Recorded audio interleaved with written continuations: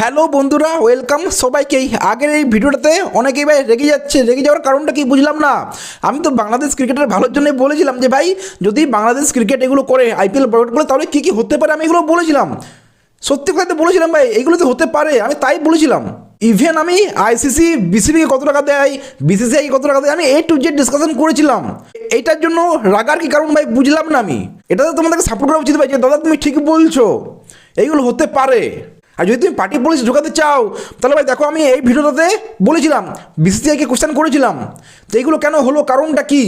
R by the way আমি এখনও পর্যন্ত যারা পার্টি পলিটিক্স ঢোকাচ্ছে বলছে ভাই যে এইটা করা উচিত হয়নি, এরকম করা উচিত হয়নি, তাদের কথা বলতে যাবে। এই ফটোটা দেখো, এই ফটোটাতে বাংলাদেশ ক্রিকেটেই শোক প্রকাশ করছে। কারণটা কি ভাই? একে তো সবাই চেনো, এ কী বলেছে ভাই আমাদের নর্থ ইস্ট নিয়ে বা ইন্ডিয়া নিয়ে কী বলেছে সেটা তোমরা সবাই জানো। তাহলে আমি এখানে জিজ্ঞেস করতে পারি কে পার্টি পলিটিক্স ঢোকাচ্ছে। আর ওই ধোনির, বিরাট কোহলির ফটোগুলো তো মনে আছেই, যদি পাই তো আমি লাগিয়ে দেবো স্ক্রিনশট করে।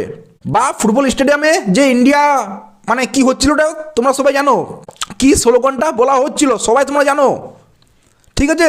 তো দেখো ভাই, এক সাইড থেকে তালি বাজে না, এক হাতে তালি বাজে না, এটা তোমরা সবাই জানো, ঠিক আছে। যাই হোক ভাই, আমি এখানে ক্রিকেটের চ্যানেল, ক্রিকেট ভালোবাসি, ক্রিকেট নিয়ে বলতে চাই সবসময় অনেস্টির সাথে। ক্রিকেটের ভিডিও বানাই, ক্রিকেট নিয়ে সব কিছু বলি। বাংলাদেশ T20 ওয়ার্ল্ড কাপের জন্য তাদের দল ঘোষণা করা হলো, ঠিক আছে। তো এটার জন্য ভাই প্রথমে লিটন দাস ক্যাপ্টেন আছে, তারপর তোমার সাইফ হাসান ভাইস ক্যাপ্টেন, তানজিদ হাসান তামিম আছে, পারভেজ হোসেন ইমন আছে। ভাই এদের টপ 4 মোটামুটি কনফার্মই আছে, কারণ ভাই লিটন দাস ক্যাপ্টেন, ও তো ভাই থাকছেই, ও আই থিঙ্ক নাম্বার 3-এ খেলবে। সাইফ হাসান ভাইস ক্যাপ্টেন, ও ওপেনিং করছে, তার সাথে তামিম ওপেনিং করবে। আর পারভেজ হোসেন ইমন বিপিএলে দারুণ খেলছে 4 নম্বরে, আমার মনে হয় ওটা ওর জন্য বেস্ট হবে। 4 নম্বরে তোমার ইমন, আর 5 নম্বরে আছে তোমার ত্রয়িত হৃদয়। এখানে বলবো আমি ত্রয়িত হৃদয় থেকে 5 নম্বরে সবচেয়ে বেস্ট হবে সাব্বির রহমান। আমার মনে হয় সাব্বির রহমান খুবই একটা ভালো অপশন হবে। তো এখানে সাব্বির রহমান নাই, সাব্বির রহমানকে এখানে দেখতে পাচ্ছি না ভাই স্কোয়াডে। শামীম হোসেন আছে, হ্যাঁ শামীম হোসেন আছে, টপ 6 অলমোস্ট কনফার্ম। আমি ত্রয়িত হৃদয় জায়গায় আমি তোমার সাব্বিরকে চেয়েছিলাম। যাই হোক ভাই, তো ত্রয়িত হৃদয় 5 নম্বরে আসছে, শামীম হোসেন 6 নম্বরে আসছে, নুরুল হাসান সোহেন 7 নম্বর। এখানে আমি একটু কনফিউজ আছি ভাই যে সোহনকে বা অন্য কোনো একটা প্লেয়ার হলে আরও ভালো হয়। 7 নম্বরটা আমি এখন আপাতত ব্যাকেটে রাখছি। শেখ মেহেদী হাসান, হ্যাঁ perfect. Rishad Hossain perfect, Nasim Mohammad perfect, Mustafizur Rahman এত কিছু বলার নেই ভাই। তানজিব হাসান সাকিব খুবই ভালো, তাসকিন আহমদ এও আছে, সাইফুদ্দিন আছে, শরীফুল ইসলাম আছে। এই ভাই জাকের আলী ক্যাপ্টেন কই? জাকের আলী তোমার আফগানিস্তানে ক্যাপ্টেন্সি করেছিল ভাই, আফগানিস্তানে ফিরে এশিয়া কাপে ক্যাপ্টেন্সি করেছিল, সে নেই টিমে। বাহ, এটা আমি বলবো একটা খুবই ভালো ডিসিশন, খুবই বোল্ড, খুবই ওয়াইল্ড, কিন্তু আমি বলবো এটা খুবই ভালো ডিসিশন যে ভাই তোমার জাকের আলী অনেক এখানে নেওয়া হয়নি। এটাই বলবো এক সাইড থেকে খুবই ভালো ডিসিশন। কিন্তু এখানে ভাই আমি তোমার সাব্বির রহমানকে দেখতে চেয়েছিলাম, আরেকটা বলার ছিল ভাই আল হাসান সুনীল নারায়ণ যাকে বলছিলাম, ওই আল হাসানও ভাই একটা খুবই ভালো বোলার, ওকেও আমার মনে হয় রাখা উচিত ছিল। যদিও ভাই এখনও টাইম আছে, 31 তারিখ পর্যন্ত এখনও টাইম আছে, মনে হয় 1 তারিখ পর্যন্ত নিজেদের স্কোয়াড যদি কোনো চেঞ্জ করতে চাও তো করতে পারো, এখন পর্যন্ত টাইম আছে। সো বিপিএলটা হচ্ছে, বিপিএলে যদি সেরকম কেউ পারফরমেন্স দেয়, ভালো পারফরমেন্স দেয়, তাহলে আশা করছি এই টিমে সে আবার যুক্ত হবে, সেটা তোমার সাব্বির রহমান হোক কি তোমার আল হাসান হোক বা যে কেউ হোক। দেখো এটাই আমি আশা করেছিলাম যে টিমটাই হবে, সেটাই হয়েছে। এখানে আমি একটু সারপ্রাইজ হয়েছি ভাই যে তোমার জাকের আলীকে রাখা হয়নি, বিকজ ও ক্যাপ্টেন করেছিল ভাই তোমার এশিয়া কাপে এবং তোমার আফগানিস্তানের সিরিজটাতে। সো এটা একটু সারপ্রাইজ হয়েছি। বাকি আমার মনে হয় টিমটা খারাপ না ভাই, মোটেও খারাপ না, খুবই ভালো একটা টিম বানিয়েছে, তোমার স্কোয়াডটা খুবই ভালো হয়েছে। এই টিমটাকে ইজিলি তোমার 10-এর মধ্যে 7.5 থেকে 8 তো দেওয়াই যায়, কারণ বোলার আছে, স্পিনার আছে, অলরাউন্ডার আছে, রিশাদ হোসেনের মতো অলরাউন্ডার আছে।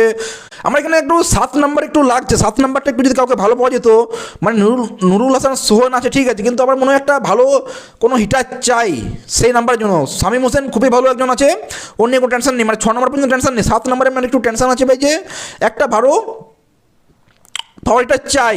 7 নম্বরে তুমি রিশাদ হোসেনকে নামাতে পারো, ও খুব ভালো হিট করে, রিশাদ হোসেনও খুব ভালো হিট করে, ইভেন তোমার শেখ মেহেদী হাসানও আছে। তো 7-8ও মোটামুটি হয়ে যাচ্ছে দেখতে গেলে এক সাইড থেকে। কিন্তু আমার মনে হয় একটা ব্যাটসম্যান এখানে তাও খেলানো উচিত, 7 নম্বরে একজন ব্যাটসম্যান আরেকটা চাই।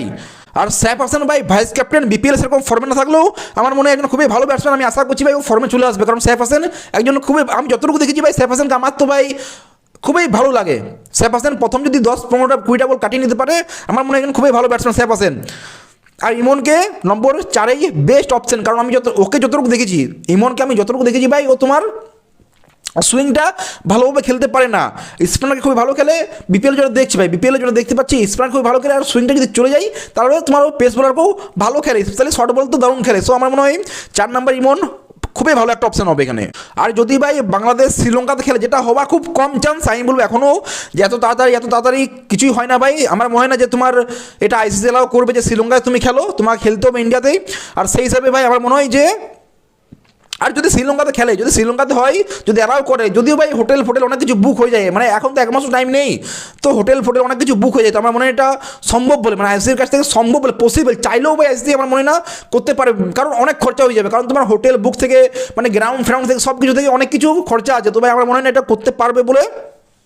আর যদি করে দেয় তাহলে তোমার মনে হয় 3টে স্পিনার সাথে খেলবে, রিশাদ হোসেন, নাসুম মোহাম্মদ এবং তোমার শেখ মেহেদী হাসান, 3জনেই খেলবে। তো যাই হোক ভাই, এই স্কোয়াডটা নিয়ে তোমরা কি বলবে কমেন্টে জানাও কেমন হয়েছে। ভিডিও ভালো লাগলে লাইক শেয়ার সাবস্ক্রাইব করে দিও। দেখা হচ্ছে পরের ভিডিওতে। Take care, see you.